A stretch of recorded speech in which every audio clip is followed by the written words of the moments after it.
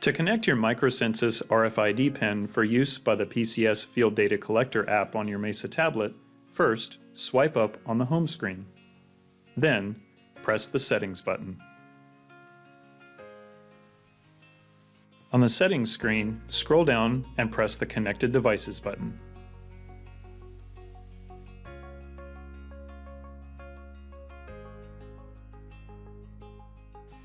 On the Connected Devices screen, press Pair New Device.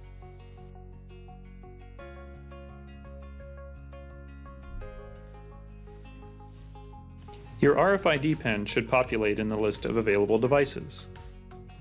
Its name will be iID Pen Solid and the serial number. Press the device to pair. Press the Pair button. Your microsensus RFID pen is now successfully connected for use by the PCS Field Data Collector app.